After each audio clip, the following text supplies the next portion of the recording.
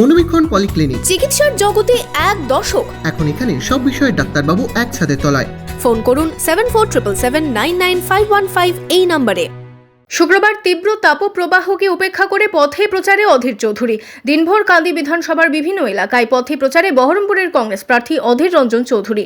শুক্রবার সকালে কান্দি ব্লকের বহরা, আনোখা, রুদ্রবাটি সহ আশেপাশের এলাকায় প্রচার সারলেন অধীর চৌধুরী। হুডখোলা গাড়িতে চলল প্রচার। এদিন দিনভর এই বিধানসভা এলাকায় জনসংযোগ রয়েছে অধীর চৌধুরীর।